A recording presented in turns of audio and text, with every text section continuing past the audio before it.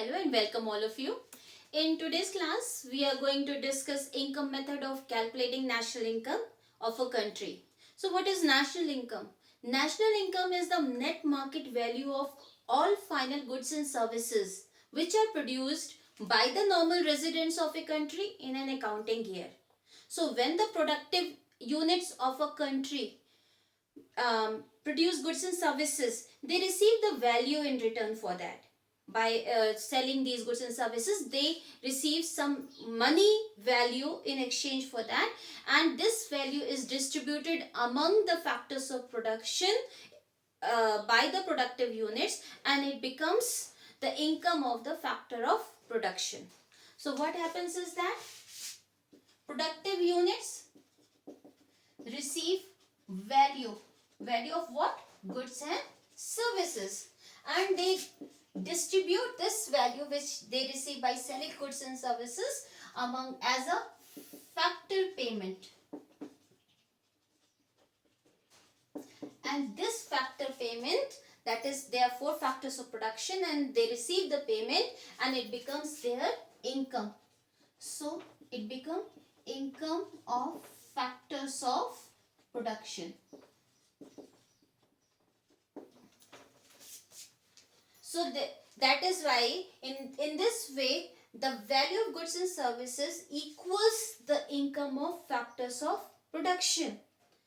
That means there is another way also for calculating national income, that is income method. If we add on all the income of all the factors of production in a country, it will equal to the value of the goods and services. So this method is known as income method when we calculate national income by adding up all the incomes of the factors of production in a country. So what happens is that productive units, that is firm, they distribute factor income among factors of production. And there are four factors of production. We have already learned about four factors of production in our lecture regarding circular flow of income. Now, first factor of production is labor. Labor is the person who works for some employer. Then land.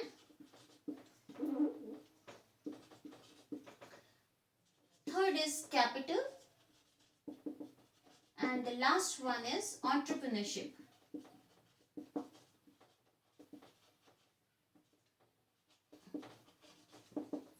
Labor receive compensation.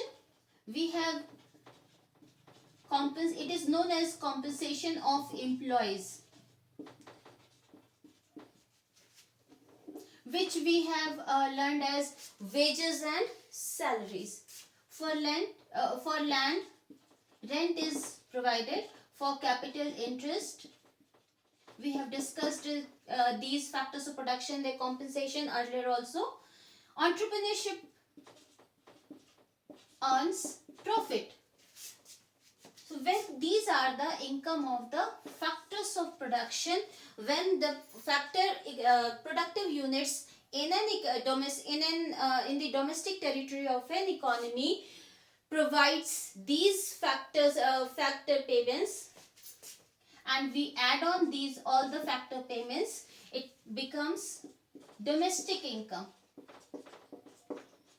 So domestic income is the sum total of all the factors, all the income of all the factors of production in a country in a domestic territory, and it is known as NDPFC. Domestic income is NDPFC, which we have learned in concepts of national income.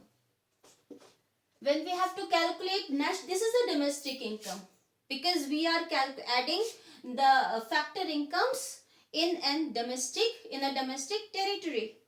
Now when we have to calculate national income, we have to add the factor incomes from abroad also in the form of NFIA. So when we add NFIA, make sure it is NFIA from, that is net factor income from abroad. Sometimes it is given net factor income to abroad. When it is given net factor to abroad, that means income is going out of the country. That means income of the normal residents of some other countries are going out of the country. So it will be deducted from the national domestic income. And the sign will become minus sign since it will be deducted. So here we are taking net factor income from abroad. That means income of the normal residents of our country are coming into our country from other countries. So NFIA from where in the domestic income, when factor income from abroad is added, it becomes national income. And as we have learned earlier, national income is also known as NNPFC, that is net national product at factor cost. Now we will discuss the steps of calculating national income using income method. As we all know that national income is sum total of all the income of all the factors of production. Now we will see how it is calculated. So we will discuss the steps. First of all the productive units in an economy are categorized into three sectors. We have discussed it earlier also that there are three sectors in an economy. So all the productive units are categorized, identified and classified into three sectors as primary. First sector is primary sector. Primary sector, which comprises of agriculture sector and mining, farming, fisheries, animal husbandry, etc. We will identify all the productive units of primary sector, and we will calculate all the factors of factor incomes which is distributed by the primary sector. So first of all, we'll identify the productive units, then we will find out or calculate the factor incomes. In this, factor incomes which are provided by the productive units of the primary sector, and the factor incomes are all four factor incomes, that is COE, rent, interest and profit. Then we will identify the productive units of the secondary sector.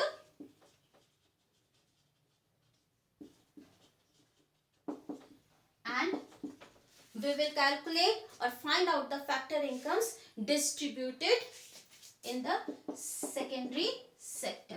So calculate factor income distributed by the secondary sector. Then we will calculate tertiary sector.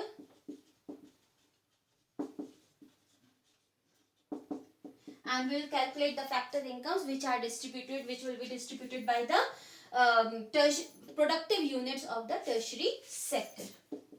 So it's the same. So we will find out all four factor incomes of primary sector, then all four factor incomes of secondary sector, and all four factor incomes of tertiary sector. Now when we will add the factor incomes of all these three sectors, it becomes the domestic income, that is NDPFC.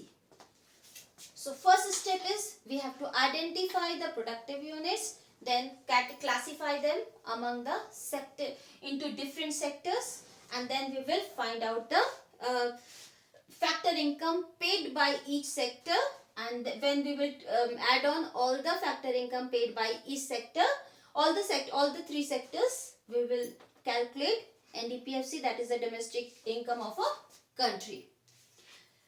But if we have to find out the national income, then the formula will, national income is the NNPFC, net national product at factor cost. So NDPFC, this is the factor income of domestic territory. Now since it is N and it is D, we will add NFIA plus NFIA from, and it will become NNPFC, that is national income of a country. Now we will discuss the components. We have discussed The details of, already discussed the details of the income method, that it is the sum total of all the income received by all the factors of production of normal residents of a country. So in this way, by, if we have to calculate national income using income method, so what is it? It is the a factor income received by all the factors of production by the normal residents of a country. Factor income received by the normal residents of a country. Now I'll discuss the components. I'll write here also, this is factor income received by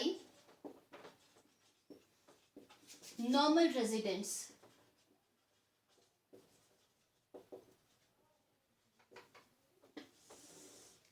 So that, what is national income by income method? It is the factor income which is received by the normal residents of a country is known as national income. Now we'll discuss the components. First component is compensation of employees.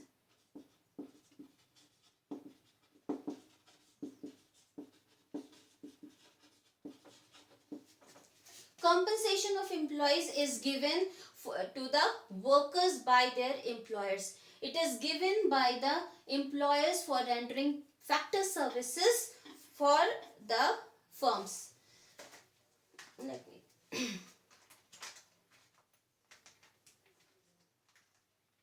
okay, compensation of employees consists of 4 components. First is wages and salaries.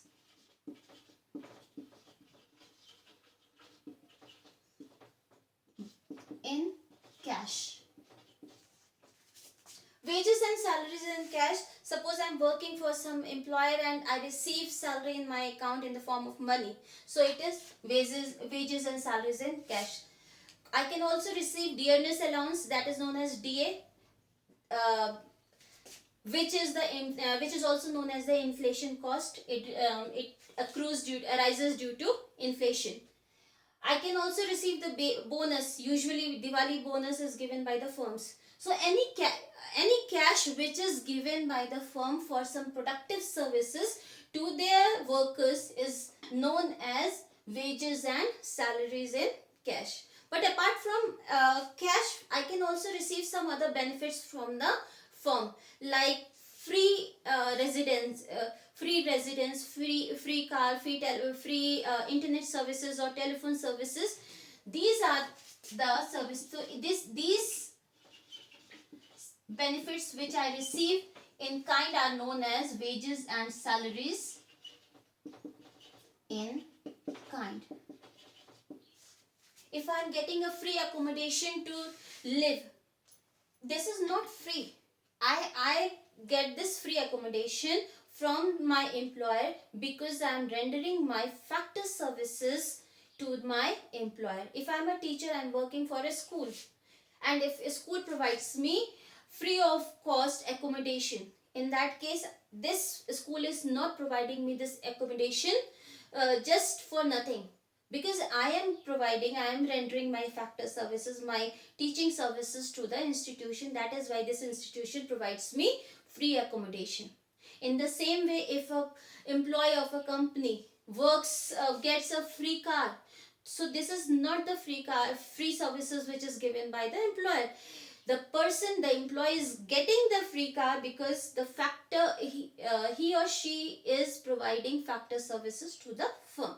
So this kind of payment is known as wages and salaries in kind. Third is employers' contribution in social security scheme.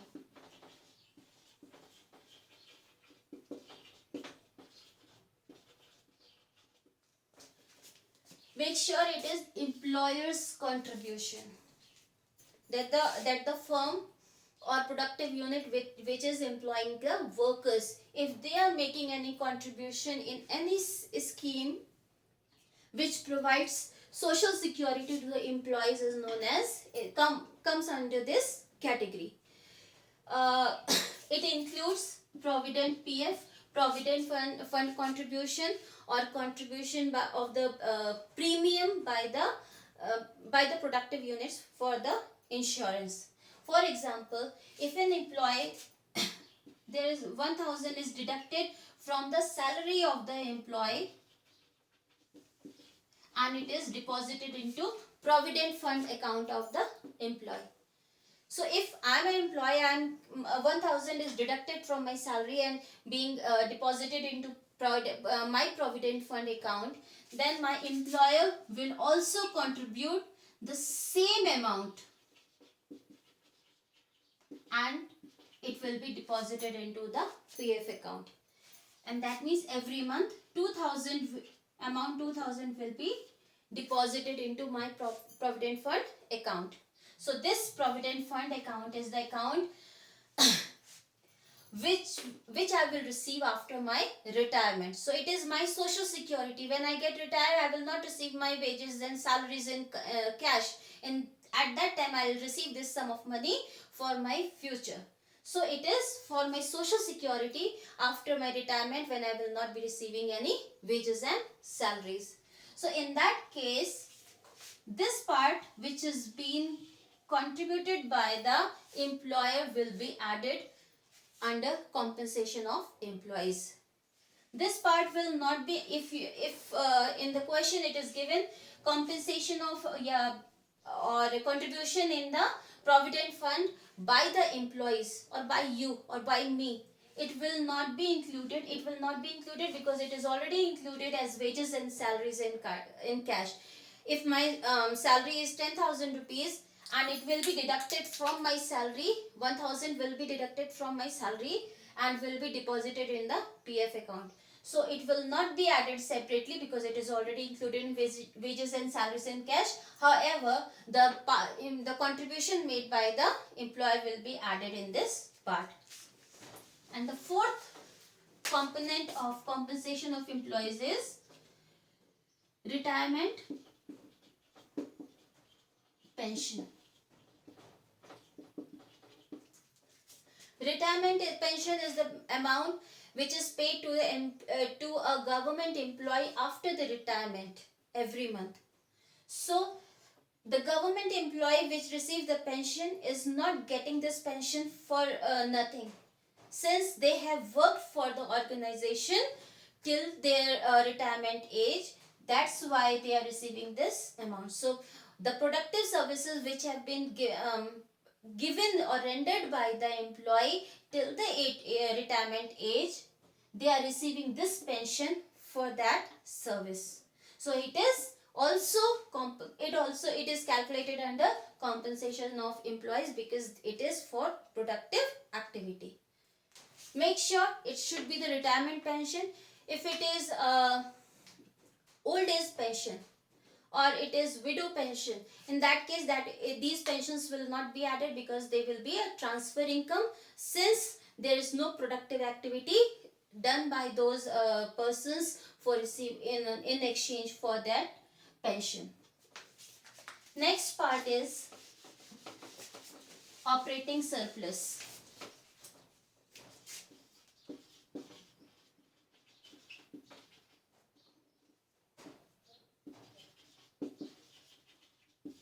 Operating surplus is the income which arises from property and entrepreneurship. So the income which arises from or income which is paid to property and entrepreneurship.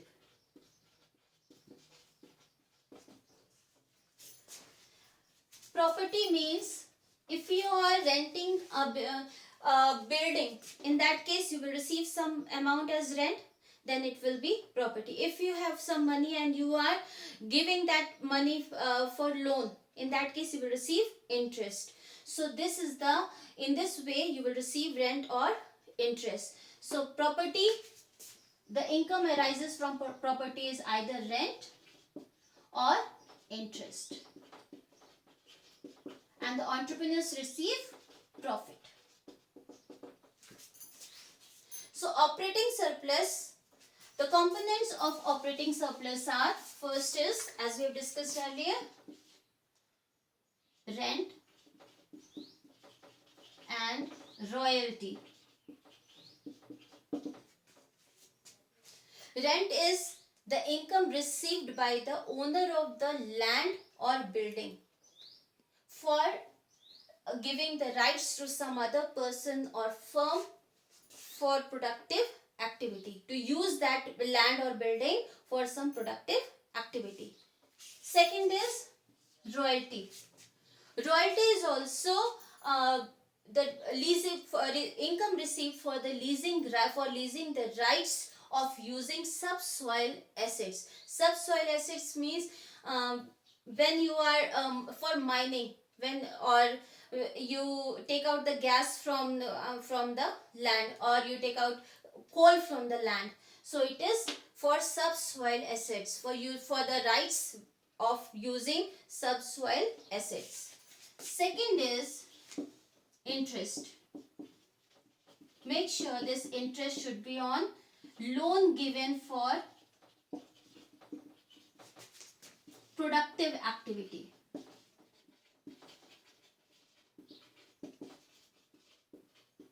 It is given to firms or productive units. For example, there is a firm, XYZ firm takes loan of 10,000 rupees for buying a new machine. That means, and that firm pays interest for worth rupee for 1,000. So this is firm A that takes loan from the capital market for 10,000 rupees and pays interest for rupees 1,000. In that case, this 1,000 is given, this interest is paid for productive activity, since the firm has taken this loan for producing some goods and services. But somehow there is a person whose name is A. A also takes loan of 10,000 rupees and purchases a mobile phone. So is he making any productive activity? No. He is not doing any productive activity. He has taken this loan for consumption, because purchasing a mobile for self-use is a consumption expenditure. And A also pays interest for rupees 1,000. But this interest will not be added in national income because it is not, this amount, this loan has not been taken for any productive activity by A. So interest is only calculated, the interest which is added while calculating national income should be for the loan which is given for the productive activity, that is loan given to the firms. Interest on consumption loan will not be added in national income. The third part is profit. Profit is also known as the residual income. Residual income means income which is left after making payments to all the factors of production. All these rent and interest and compensation of employees. After making all these three payments, whatever is left over becomes the profit of the entrepreneurship. So it is also known as residual income, since it is the leftover income after making payment to all other factors of production, and it accrues to the entrepreneurship, that is owner of the enterprise. Now profit has three parts. First is corporate tax. Corporate tax is also known as profit tax. This is that part of the profit which is paid to the government in the form of tax. Suppose there is a firm A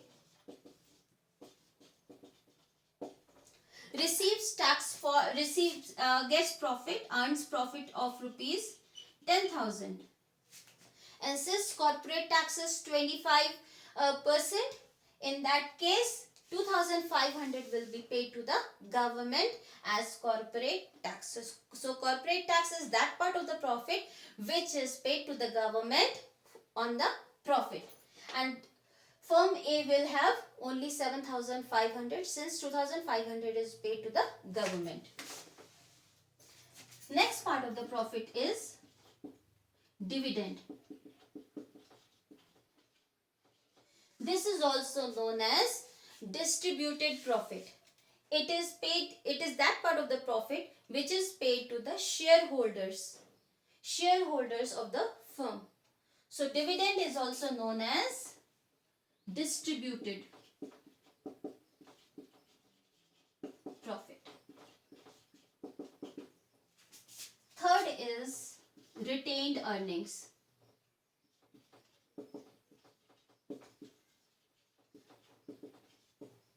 Retained earnings is also known as undistributed profit.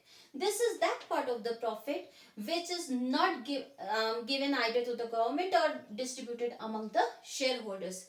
It is saved by the firms to meet some unforeseen contingencies in future, as well as for the business expansion. So this is the part of the profit which firms keep with themselves so that they can meet some expenses of the firms which either accrues due to some contingencies in the future, or if they want to expand the business, in that case also they can use this fund. So if in your question paper profit is given clearly then you will not if profit is given, in that case you will not add these components of the profit, because profit means after when you add all three components it equals profit. So if the profit is given in the question, you will not add these items since they are already included in profit. But if sometimes profit in question paper if profit is not given, then you will look for these components and you will add all these components and then you will calculate profit and add to the answer. After that, the last item is, first is compensation of employees, second is operating surplus, and the third one is mixed income. Sometimes this is mixed income of self-employed.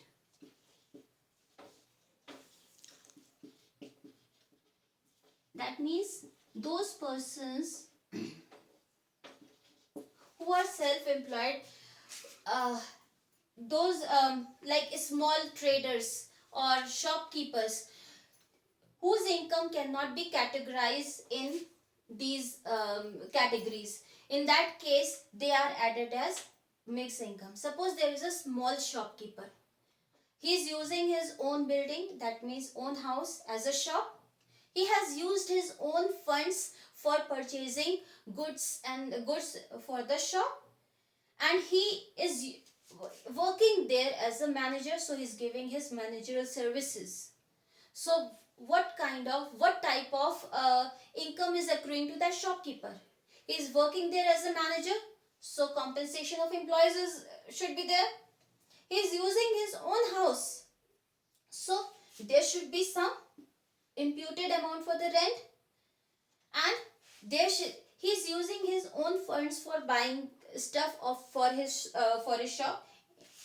That means interest is also accrued on that. But if his income is suppose he earns rupees 1 lakh per month, you will not be able to categorize these incomes into all these 4 factor incomes.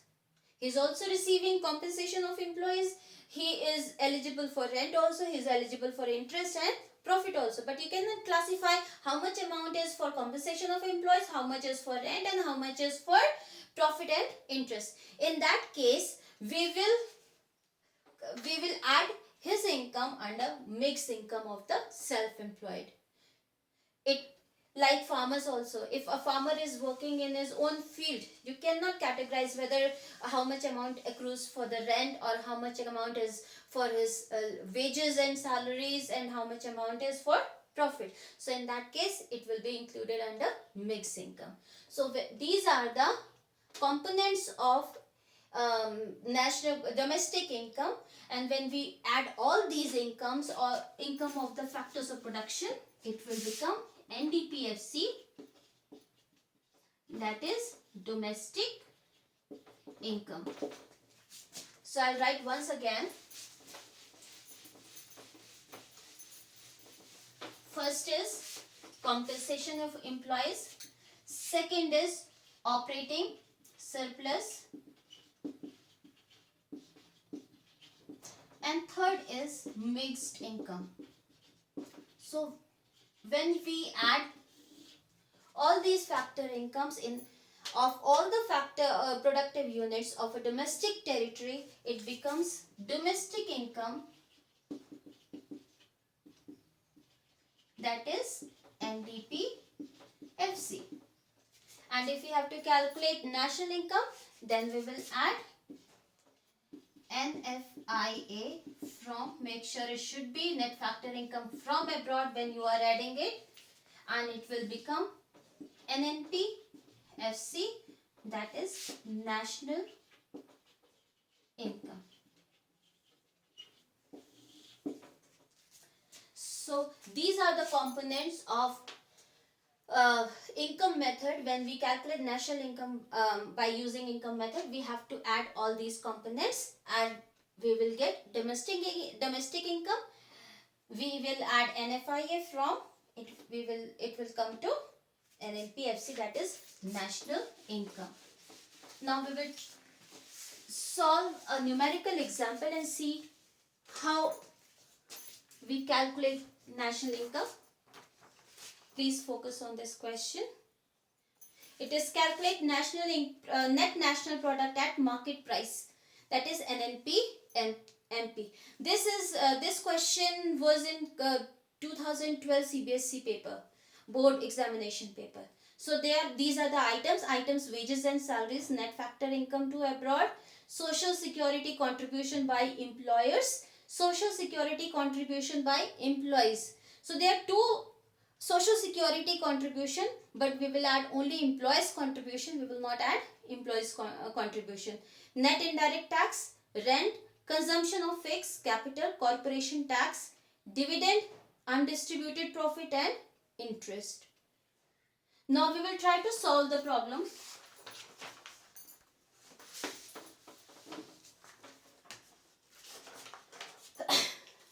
As we know that, first of all, we have to add three things which we have learned about. First is compensation of employees. Second one is compensation of employees is, I will write the full form, compensation of employees. Now we will try to find of compensation of employees in the question. But in the question it is not given directly. So in that, it's not there in the question. Now what we will see, we will try to find out the components of compensation of employees. There were 4 components. So we will see how many components are given in the question. So first is wages and salaries. So we will add wages and salaries.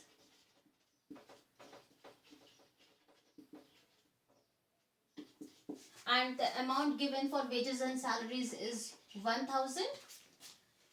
Now we'll try to find other components of compensation of employees. So now it's given social security contribution by the employers, and it is given by social security contribution by the employees also, but we will not add by the employees because it is already added in the form of wages and salaries. It is a part of wages and salaries. So we will add only employers part.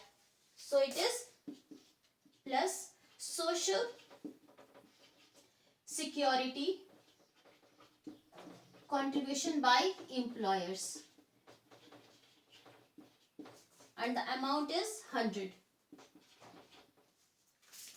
Now the third part was wages and salaries in kind, and the fourth was retirement pension.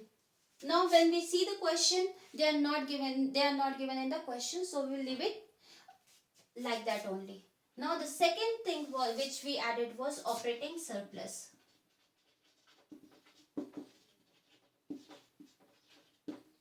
Now when we see the question, operating surplus is not given in the question, then we will look for the components of the operating surplus. So we'll see what is given in the question. Now at 6th number it is given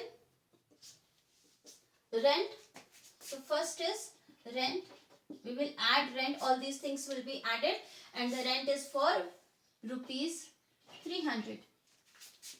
Then we'll try to find, the second was interest. We'll try to find where interest is given, if it is given in the question or not. At 11th number, that is last item, is interest. We will add interest. We'll add all these things, plus, plus, plus, and the interest is given for rupees 400. Now third one is profit. We'll try to find out profit. Now profit is not given in the question, so we will try to find out the components of the profit. First of all, we'll write profit. You can calculate profit separately also, or you can add in question directly also. So first component of profit was corporate tax. So corporate tax is given at 8th number. So we will write corporate tax, which is 40. Second was dividend, and dividend is for 200. And third one is undistributed profit, which was retained earning of the firms. So it is undistributed profit, and it is rupees 60. We will add all these items. Now third item was mixed income. When we see the question, mixed income is not given in the question. In that way, we will leave it and add all these items and calculate NDP-FC. Since when we add these items, or it comes to NDP-FC, that is domestic incomes. So the amount comes to 2110. 2110. Now the question we have to calculate, that is net NNP-MP. What we have to calculate? We have to calculate NNP-MP. Now since it is domestic income, which we have already calculated, and now we have to find out the national income, because the middle term is N here. So what we will do? We will, first of all, we'll see what is given in the question. At second place, it is given net factor income to abroad. So here it is not given from abroad, it is given to abroad. So we will deduct it from NDP-FC, because the income is going to other countries or rest of the world from our country. So we will minus it, subtract it, because it is NFIA 2. That is net factor income to abroad. Money is going out of our country to some other countries, and the amount is, so since we are deducting it, we will put the sign minus, and amount is also given in minus term, so we will write it in bracket. Now here this term is in factor cost. However, we have to calculate market prices. Market price includes NIT, that is net indirect tax. We will have to add NIT, so we will add NIT. And in question at 5th number, it is given net indirect tax, and it is 80. Now we will add it. Since minus minus becomes plus, so this 20 we will add. So it comes to 22,210. So the answer NNP-MP is 2210. So it is clear. First of all, we will add all the factor incomes which is given in the question as compensation of employees, then operating surplus, and if mixed income is given, we'll also add that. The answer will be domestic income, that is NDPFC. We have deducted net factor income to abroad from it, so that it became the national income. And since we require answer in market price, we have added NIT. Now we will discuss the precautions which we have to take, or precautions which need to be taken while calculating national income using income method. So there are few precautions. First of all,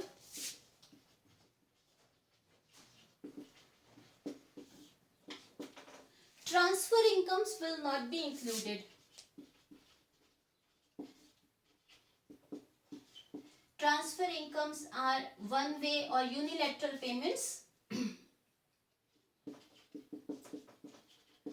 and these payments are not done for any productive activity. So that is why transfer income will not be included. Only factor income will be included. Transfer incomes are incomes like scholarship given to a student. The scholarship, the amount for the scholarship which the student receives, he has not done any productive activity in exchange for that scholarship. Or old age pension, as we have discussed earlier. The old person who receives this income has not done any productive activity. So this is known as transfer income, because it is only one way unilateral transaction, and that is why it is not included. Only factor incomes will be included. Second is income received from sale of second hand goods.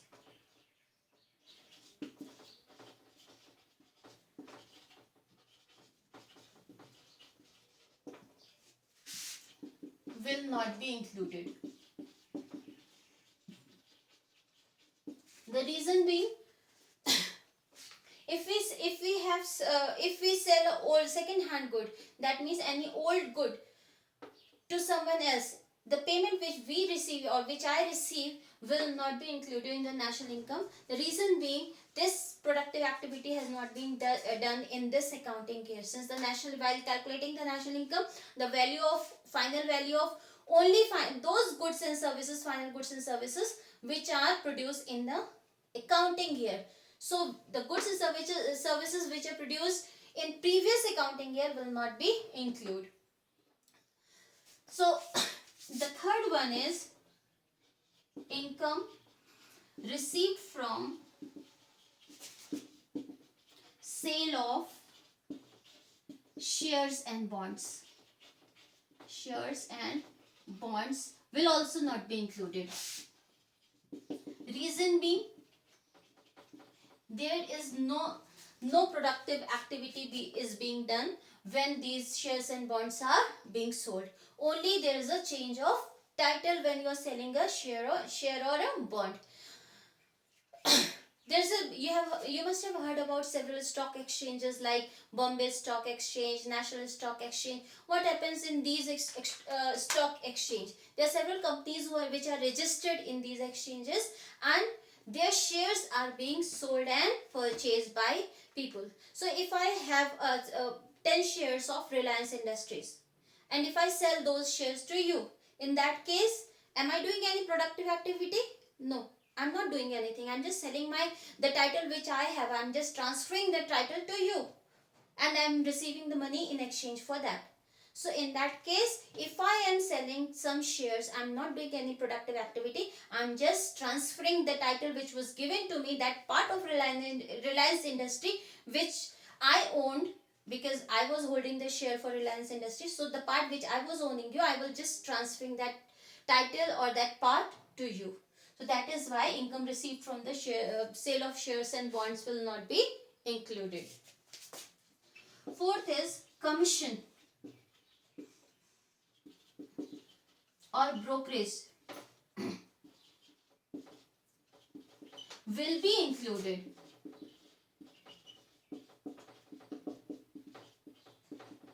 Suppose commission and brokerage on sale and purchase of either second hand goods or share and bonds, both brokerage will be included.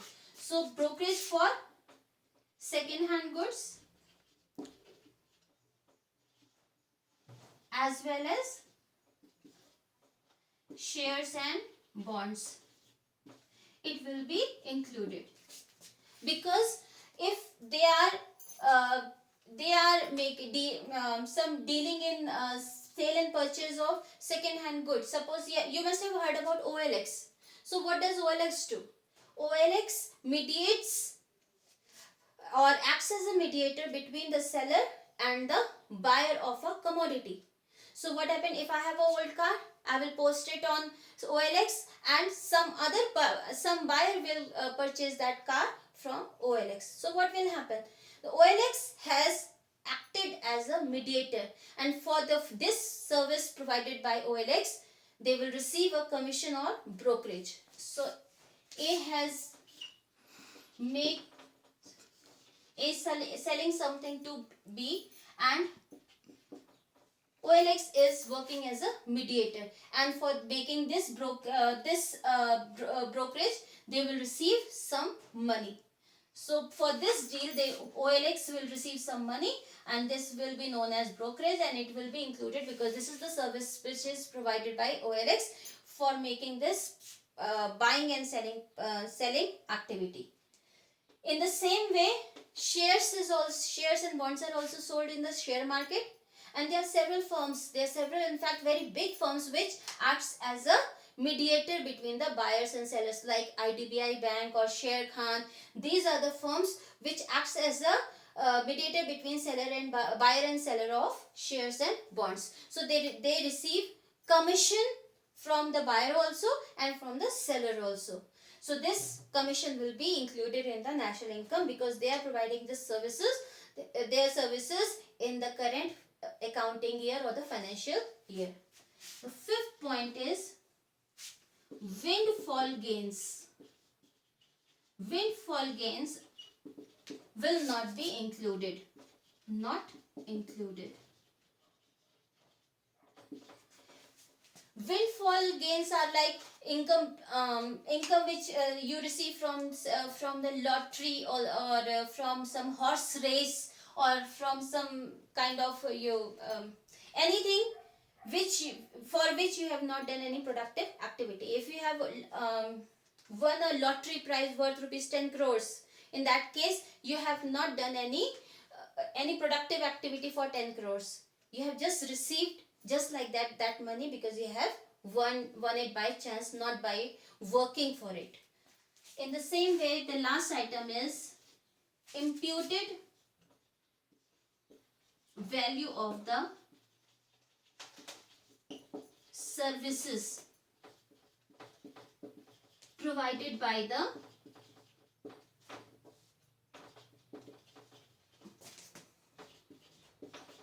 owner is included.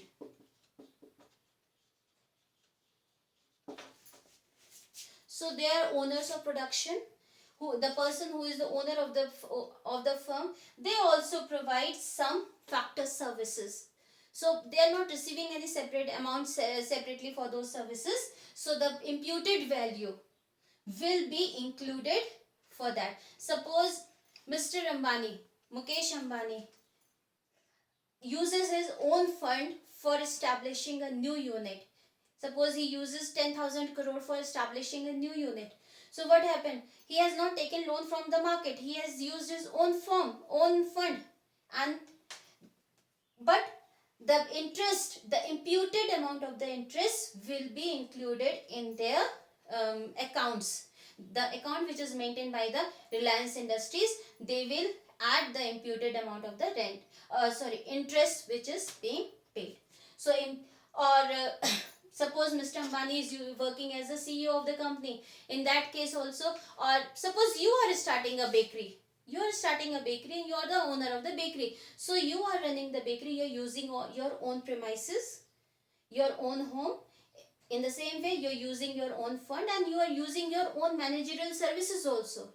However, you are not making payment to someone else. The amount comes to you, but it will be included. The imputed value of these services will be included. However, you are not making payment. Still, the imputed cost will be included. So these are 6 precautions which need to be taken while calculating national income using income method. Thank you so much.